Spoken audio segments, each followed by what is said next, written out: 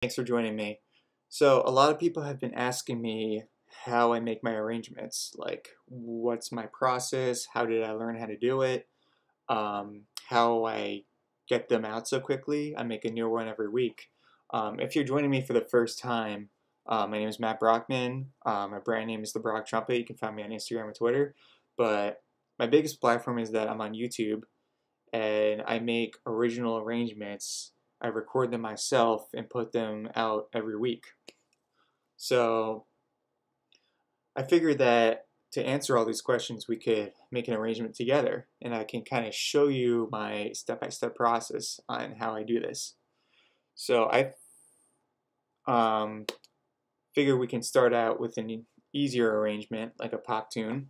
I'm not saying pop tunes are all easy or they're all minimalistic. They're easy to write and arrange. It's not the case at all. But this one in particular, I thought would be a good starting point for this kind of thing. So I was recently introduced to Billie Eilish just by accident. I'm kind of late to the party on this, but I was listening to some of her music, and I listened to the song Ocean Eyes, and I was like, dang, this could really sound good on flugelhorns, especially. So, I listened to the song in my car on my way to work or on my way to wherever I was going, and I was just brainstorming how we could make this work for like a flugelhorn ensemble, or a trumpet ensemble could work for that too, or any kind of ensemble. So that's what we're going to do today. We're going to do Billie Eilish's Ocean Eyes. All right. So what's the first thing we need to do? So the first thing we need to do is obviously listen to the piece and kind of map out in our head what we're going to do, and just kind of brainstorm first few listens. So I'm not going to play the actual song in this video because I'm going to get hit for copyright if I do. So I'm going to leave a link in the description to the original video. So whenever in this video I ask you to listen to this part, reference this part, just pause my video, click that link in the description, and watch what I kind of want you to listen to, and then come back. I would make it easier by just playing it myself, but copyright, nothing you can do about that. So after you're done listening to it a few times, we need to figure out just basic things. First, what key is it in? What chords are in the piece? Now, you can either have like a piano next to you or maybe a tuner or a drone just open, and you can kind of just figure out the chords, play along, hit some drone sounds. You can be like, oh, that's that note. Or you can do something a lot quicker, just kind of the cheater way. You can just Google it. So I'm just going to Google Ocean Eyes key. Oh, bam, key of E. It's E minor. It's a little inaccurate. It's Google. It's going to say E major and E minor, kind of the same key. Nothing you can do about it. There's also ultimateguitar.com. If you look up Ocean Eyes chords, this is usually pretty reliable. The five-star descriptions of songs are usually reliable, and you can see right here that it's in E minor. Cool. So we know what key's in. Now let's figure out the tempo and the time. So this is something you can also do just by listening to it, having a metronome app out. There's the tap feature where you can tap along to the beat while the song is going, and you can figure out exactly what tempo it's in. So go ahead and try that and come back and see if we agree. So the tempo that I picked up is 72 beats per minute. So let's include that. Oh, and it's common time 4/4. Small detail. So I'm just going to put in a few staves. We're not really writing for a specific number of people. Sometimes when you are arranging, you are. Like, say you're in a brass quintet and they want you to arrange something. So you're arranging for 5 people, 2 trumpets, horn, trombone, tuba, unless you're in a different kind of brass quintet that has a different instrumentation. Or you're in a string quartet, so it's going to be 2 violins, viola, cello. So sometimes you're arranging for a specific kind of group, but sometimes if it's more of a creative process for you, in case I'm writing these things for me and for you, if you want to buy these arrangements, where it's more open-ended. You can add players, you can take away players. I could have a trumpet ensemble with 4 people. I can have it with 60 if I want. I can go crazy, but in this case, I'm just going to add 5, and we can add more take away later if we want to. So we agreed that it's in 4/4. So let's add that in. The key signature is E minor, and the tempo is 72 quarter notes per minute. Bam, awesome. So we got our bare roots. All right. So what's next? So usually I would start with the bass line, but if you listen to the tune, the bass doesn't really come into later. It's more of treble piano chords, like in the upper kind of register. And I usually start with the bass to make sure whatever key we decided to put this tune in works. And sometimes I'll find that the bass line in the song goes below the range of the trumpet. So I'll have to usually bring the whole thing up maybe a step or a third, and I'll be arranging the tune in a different key. But for now, we're going to keep it in the original key. And usually when I'm transcribing, I like to keep it in the original key so that you're not confusing yourself with transpositions right off the bat. So I write the entire score in C, in concert pitch, so that I'm not confusing myself later. And then we can shift the whole thing and transpose later when we're done. All right. So let's listen to the song again, and let's break down the phrasing. So listen to the song, pause this video, come back, whatever you need to do. So there's a 4-bar intro, it seems like. Billie in this is just kind of singing falsetto. She's not singing not falsetto, but she's not singing actual lyrics. It's kind of a 4-bar intro before she comes in. So let's just start simple. Let's do the 4-bar intro. So what's the rhythm? I think the rhythm is what we should start with. So listen to the piece. What I'm hearing is da da da da da da, and it's the same rhythm for those 4 bars. Each measure repeats. So what I'm picking up is dotted quarter, dotted eighth, eighth tied to half note, and that's that rhythm. So let's just write that down in a neutral pitch.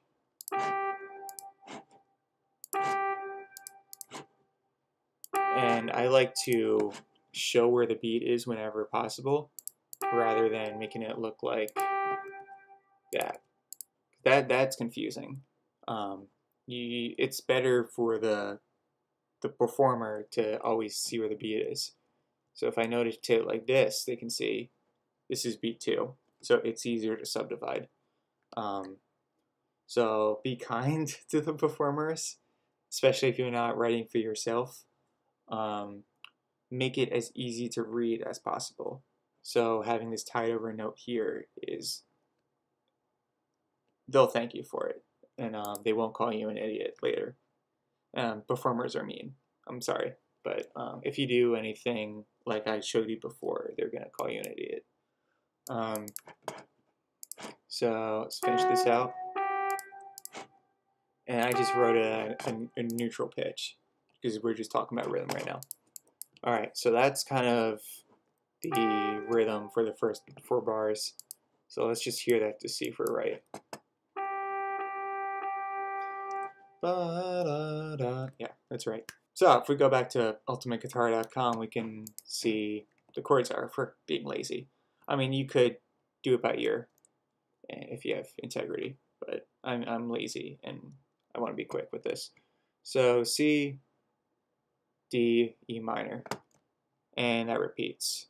Da, da, da, and it goes with the rhythm that we just transcribed. Da, da, da, da. Cool. So if you listen back to the tune, the contour kind of goes up. This is there's a piano part. It goes da. The contour rises. C D E. I'm sorry, I'm not a good singer and I don't have perfect pitch. So if I sing something that's not 100% accurate, please don't be offended. So we're going to fill in. No, before we do that, actually, I'm sorry. I kind of go crazy in my mind with these. Let's do the melody. So this is Billie singing this non-lyric part. Ba, da, da, ba. So she starts on the root, if you hear that. So she starts on an E. And this is where ear training and solfege really comes in handy. Ba, ba, ba. Do, te, so, or if we do numbers, 1, flat 7, 5. So, D, so that's what I got for the first measure. And the glorious sound of meaty trumpets, I know. You kind of have to trust that it sounds good. I know the playback kind of makes it sound really crappy, but you kind of need to trust the vision in your head that it sounds good. And if you do what I do and you record everything yourself, you can kind of test it out before you make it public. So the last measure is different.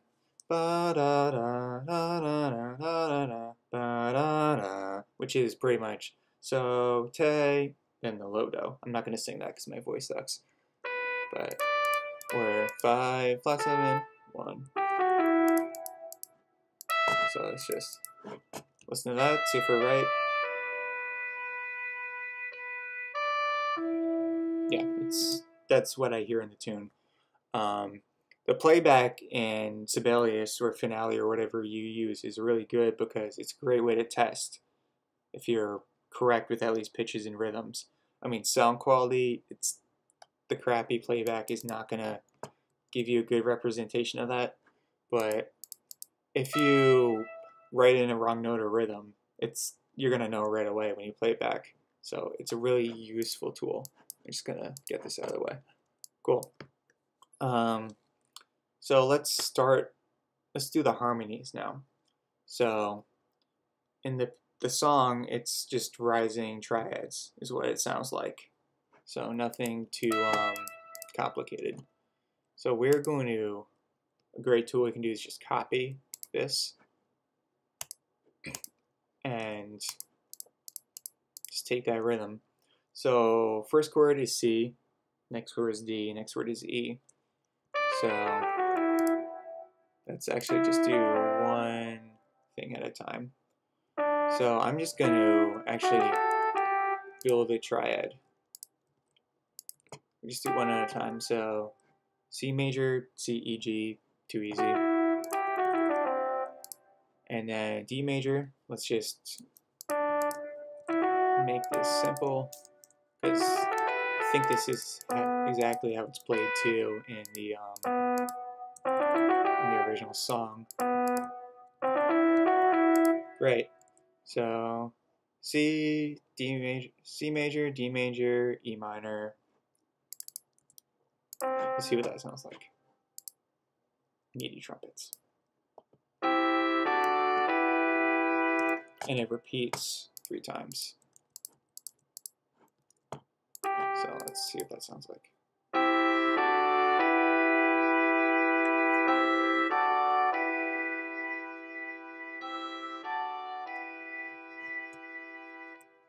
And then the last measure is different. The vocals go da da da, so that rhythm's the same, but the piano leaves out a note. It's, dotted quarter, eighth, tied to half note. So it kind of just holds this note out, gets rid of this part, and let's remind ourselves what the chord is. I mean, you could listen back to it, hear what the chord is, or you can be a cheater if you're just trying to be quick, and it's just GC. So what I'm gonna do is, so there's already a B here, and usually you don't want to double the third, just normal voice leading rules. I mean, there's parallels here, but we're not writing Bach. So since there's already B, I'm just going to G to D, and I'm just going to expand this chord a little bit by just increasing the range. And then we're going to resolve it to a C chord. So let's, here's the fifth. Now we need the root, obviously, on the bottom. And we can put in either. Kind of double the melody tone right there. So let's hear the first 4 bars.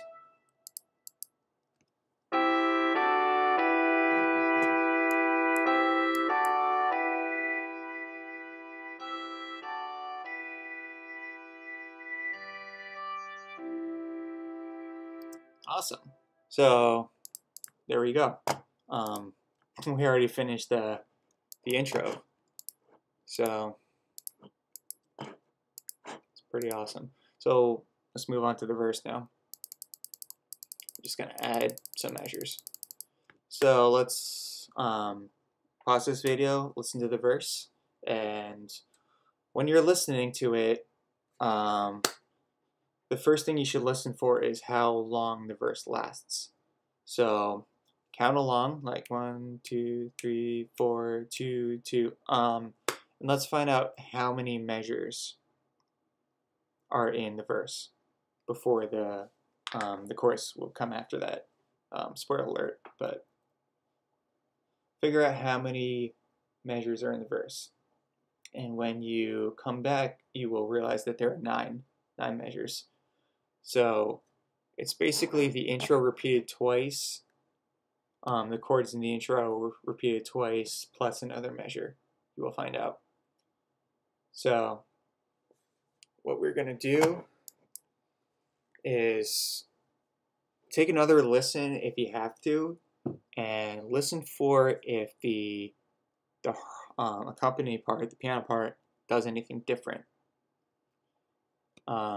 And you will find out that it kind of really doesn't. That's why I wanted to pick this song, because it's easy. It's really easy to figure, put it together really quickly and figure it out. So what happens is that, how the form is that these 4 bars in the intro kind of just repeat throughout the entire song. So there's 8 bars, and then if you notice when you listen to it that the last bar just kind of repeats. Cool. So look how quickly we did that. I mean, this is just transcribing it. You can also add your own creative things to it, but this is just kind of the bare bones. And we did it pretty quickly, I thought. So now we're going to transcribe the melody in the verse. And luckily for us, it's actually pretty similar to the intro. So I've been watching you for some time. So it's pretty much the intro. Those first 2 lyrics. I've been watching you. So there's 2 more notes. For some time. So that's pretty much the same thing. You could be nice and out of breath, since she kind of takes a little pause before that next lyric. Can't stop staring at these ocean eyes. Can't stop staring at this. So she adds some notes there. Ocean eyes. And same thing. So when you're arranging, you can find a lot of similarities in songs, and you can kind of copy and paste and change what you need to. Like here, for example, Can't stop staring at these. She adds these 3 notes. And great, we did more than half of the first verse already, because we already had the harmonies, and we just did half the melody that quickly. I mean, it might take someone who's less experienced more time to transcribe, to kind of be sure of the notes and rhythms. Because I know I usually doubt myself a lot when I'm transcribing. I didn't grow up with the best ears. I had to do a lot to train my ears. So, and it comes with time. Once you do this more, it gets a lot quicker. Your first few times doing this, it's going to feel painfully slow. And you're going to be like, oh my God, what am I doing with my life? This is taking forever. But you'll be fine.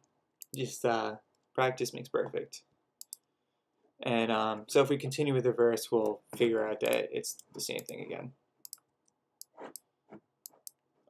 So the last measure, well, the last 2 bars in the verse is ocean eyes, and then you'll find that she takes the same lyric and goes up in the contour with that.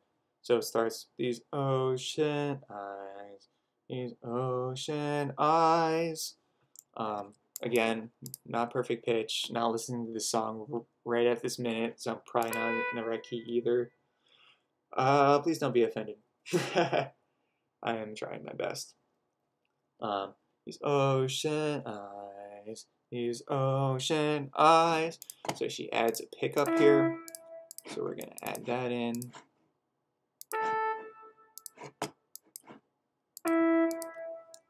And ocean eyes, she goes to do.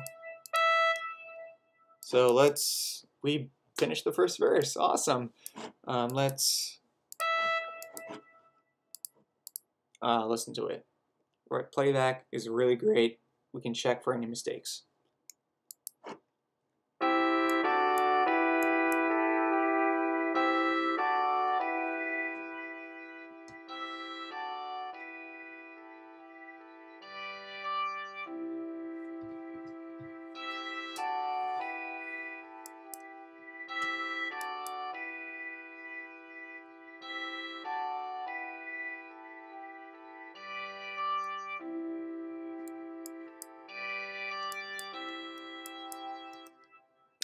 I thought that sounded pretty good.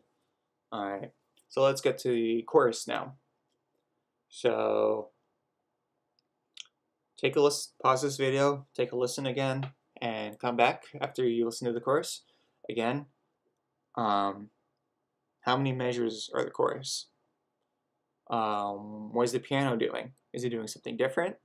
Is it the same thing again, over and over again? Yeah, listen to those things. And now you're back. You'll find that it's 9 measures and piano is pretty much doing the same exact thing. So that's easy on our end. Cool. So I'm just going to do a quick copy pasta and we'll be great. Too easy. And I'm going to add double bars just to separate the sections. So like I did, I separated the intro from the verse. I'm actually going to label these just for educational purposes. I'll probably delete these later. So this is the intro. Here is verse 1. And this is where the chorus is going to be. Hello? What happened here? Great. So this does the same thing.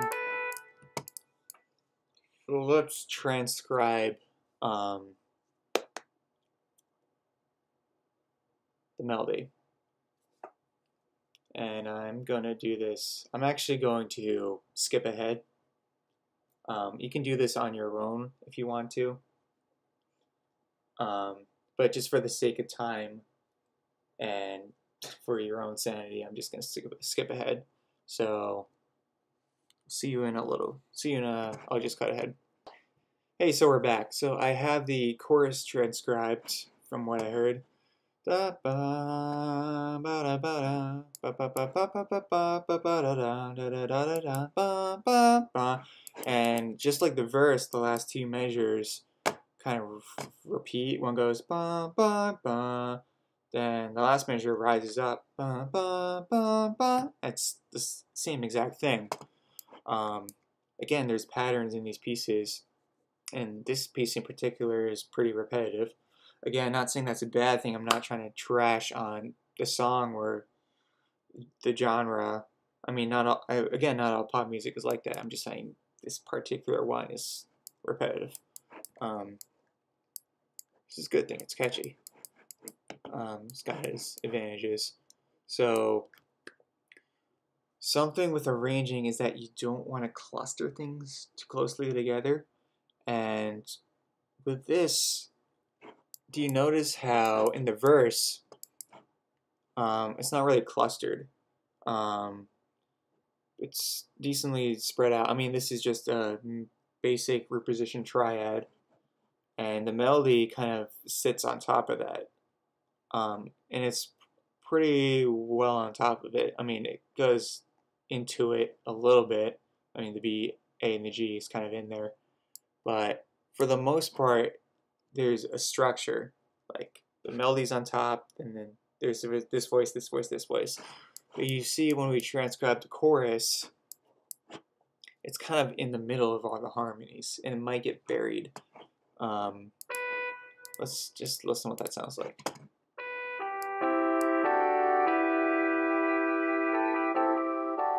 Yeah, you hear that it's kind of buried in there?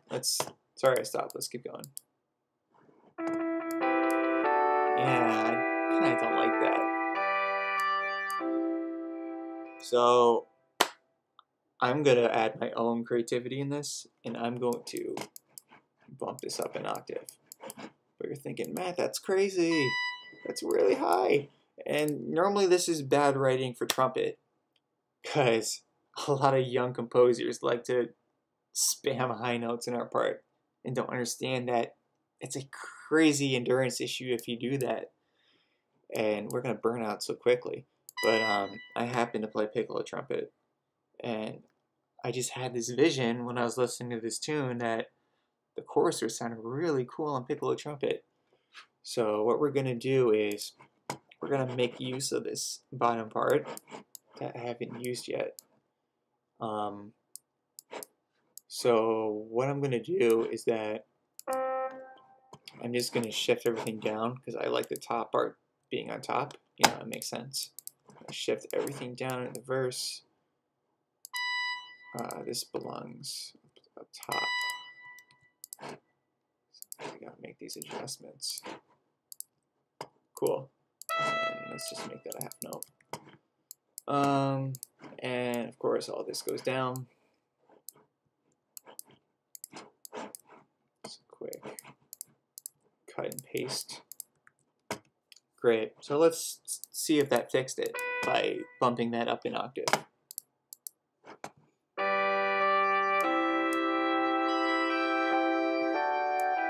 Yeah. See how the melody there is much more clear?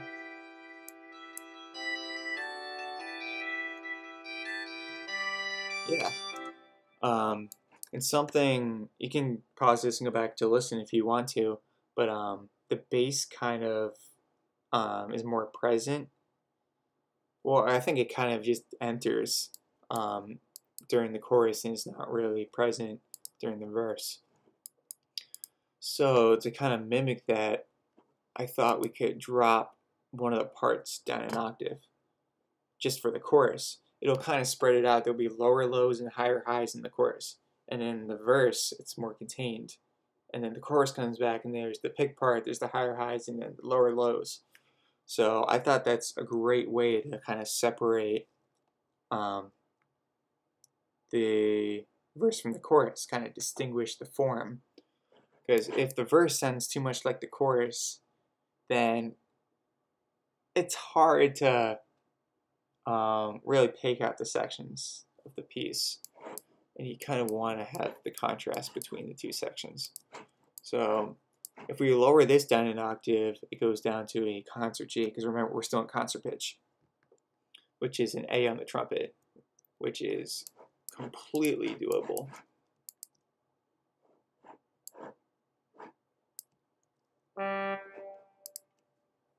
Great. So let's hear what that sounds like. We're going to start a few bars back so we can hear that contrast that I was just talking about. So we're going to start 4 before, let's just do 2 before the chorus. No, 4 before the chorus.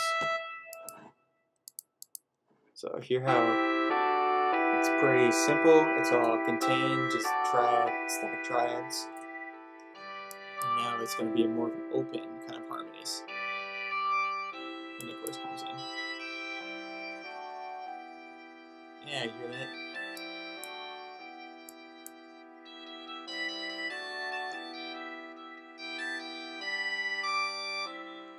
Yeah, and if you think it sounds weird, it might be just because it's the MIDI trumpets again. It's gonna sound bad even if you put a Mozart symphony into it. So I am gonna record this myself and I'm gonna put it on my YouTube channel. So once again, if you haven't seen my YouTube channel, make sure you check it out, like, subscribe, so that you don't miss any videos. I make a new video every Sunday, and this will be one of them if I haven't put it out already by the time this tutorial is released. Cool.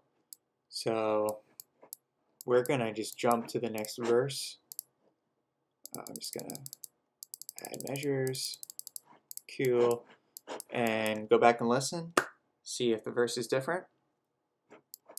And we're back. And it's not. It's the same thing.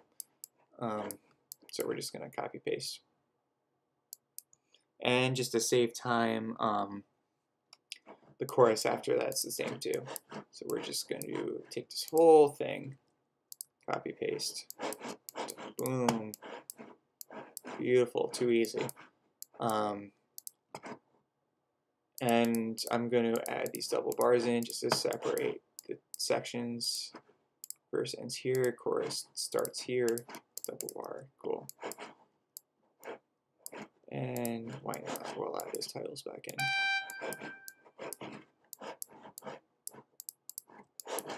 I'm too lazy to type it again, so I'm just gonna. Cool. So now what happens after the second chorus? It's kind of a transition area, which usually in a pop song, there's verse, chorus, as many as they need, usually 2 or 3. And then after the second chorus, there's what's called the bridge, which is a transition into the final part of the piece, the song. Piece is more classical term, sorry. Classically trained, it just comes out. So what is made up of this bridge? Why don't you give it a listen and we can figure out what's happening. Well, you can figure out, and then once you come back, I'll tell you if you're right or wrong. That's how this is going.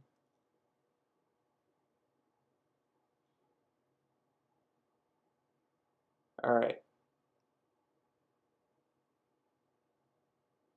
So, give it a listen. Did you listen to everything? Did you listen to what Billie's doing with the vocals, what the piano's doing? So, do I really have to explain this again? But, sorry, same thing. Again, not trying to lose credibility for the song. It's a great song, but, so I'm kind of doing 2 things at once here. But, yeah, the piano is the same thing. So we're just gonna copy and paste the harmonies. And you can change things up on your own if you'd like to. Add your own creativity. Changing things for the sake of, just for the sake of being different and staying interesting, go for it. You can be creative with arranging. But for this, I'm just kind of doing the bare minimum, transcribing. I think I will add my own creative thing to this as an example. at the end. So we'll get to that.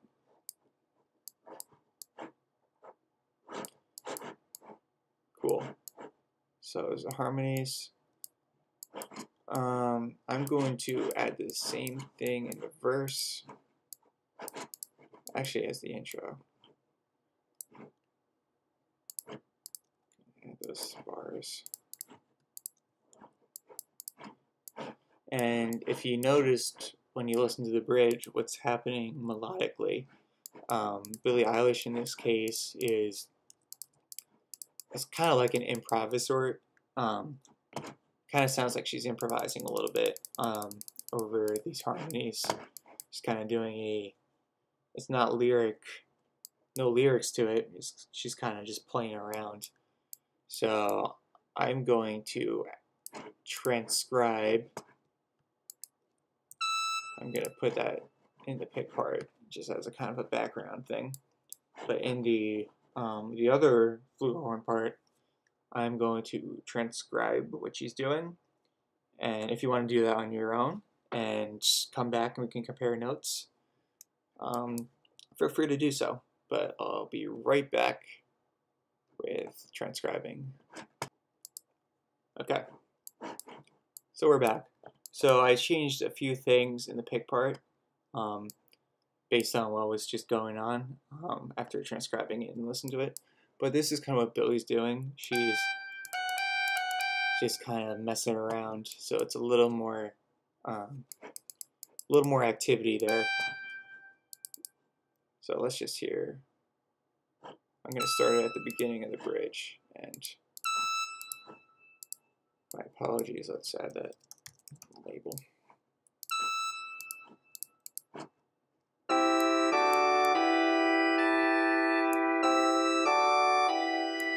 Just playing around.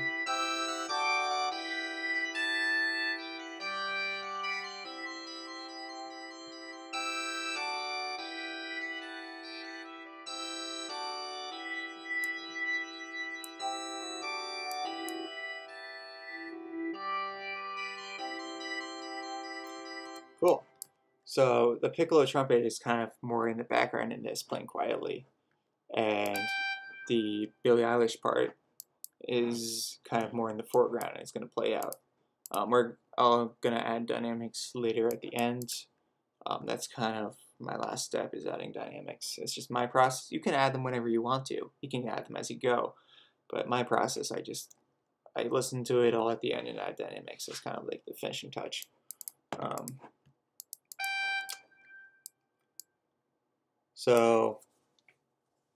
And you know how we talked about you don't want to cluster things too far together. So there's the harmonies that have always been where they were. This is kind of at the top of the staff, and this is kind of in the stratosphere. So it's spaced out effectively still, which is great. So we're going to go to the last part, which is kind of an outro. So go ahead and listen to that, and come back when you're done. Hey, welcome back. So the melody in the outro, as you've probably figured out, is the same melody as the chorus. So I just left that in the pick part how it's always been. But what you'll notice is that the harmonies are a little thinner. So what I did was I just took one of the voices out. I took the bottommost voice because it seemed to be missing that bottom in the outro when I listened to the song, when I listened to the song. So let's just hear, I'm going to start 4 measures back so we can kind of hear that contrast, see if it sounds good. Here we go. Pick up.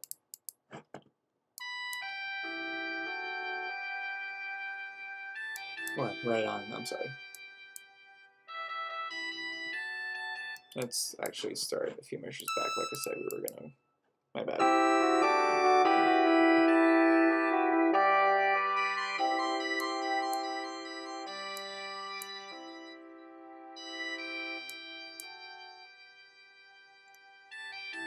Yeah, I think that's gonna sound beautiful. I mean, MIDI trumpets again, but my vision for it this sounds pretty good.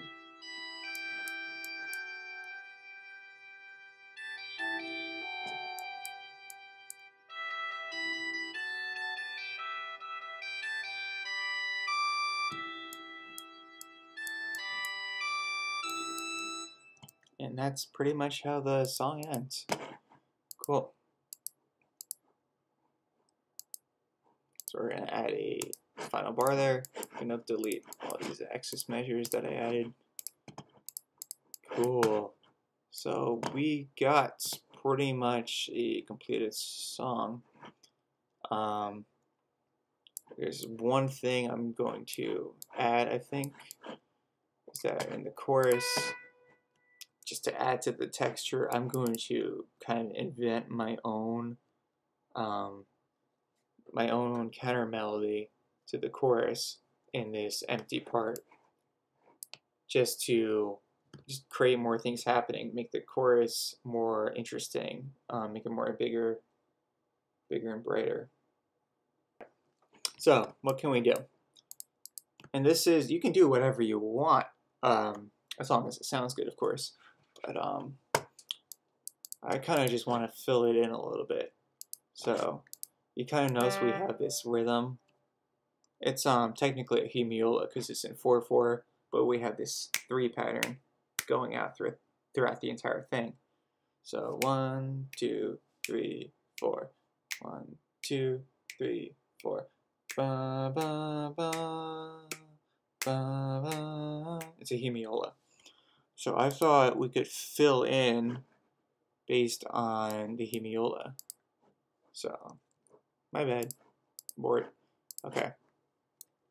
So we can start on Do. And I thought we could kind of do like a piano kind of lick. So B, D, D. And then we can start back up here because this is where the hemiola is. And maybe just do the same thing in kind of a sequence like that. What do you think? But this last note's not going to work because this is a E minor chord and we have a C. So let's just make that a B. See what that sounds like.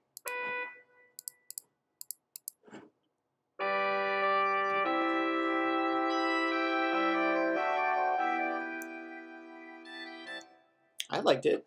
What did you think? What would you do something different? Of course, let me know in the comment section too. I'd like to learn from you guys if you have some creative ideas that maybe I didn't think of, or maybe you do something differently, or maybe you're an experienced arranger and you think I'm a complete idiot, and you'd like to tell me something. I don't know. I would love to learn from other people on this too. So feel free to use the comment section. I read every single comment on my videos. So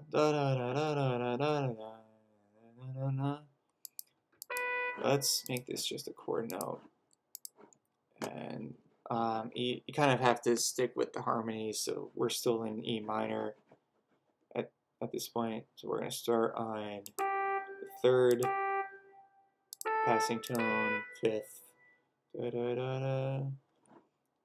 Let's kind of keep the same rhythm. So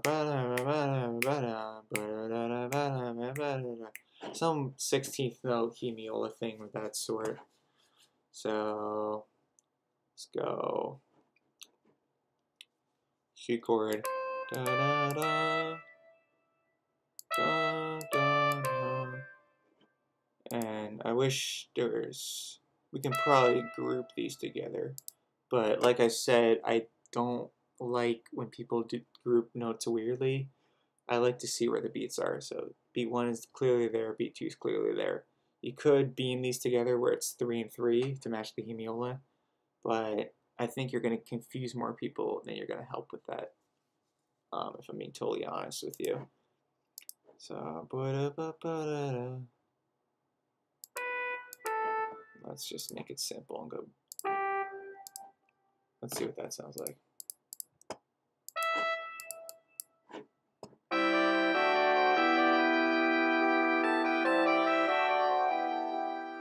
So yeah, it's pretty much filled in there. And I'm gonna finish this out off screen because I mean it's my arrangement. I kind of don't want to give everything away. And also, yeah, I kind of want you to be creative with this if you're following along doing this with me. And just you can use your imagination when you arrange too. It doesn't have to be exactly what's in the original tune. Like this, I just made up. I mean, I thought it would fill it in. I thought it would work. I think it sounds good. Let's listen again.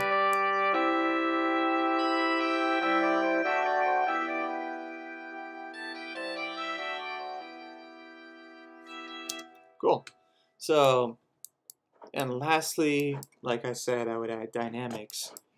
And so I would go back, listen. The intro, I would say it's quiet. The verse, I would say is quiet. The chorus, like it adds the pick trumpet, bottom drops, so it gets bigger.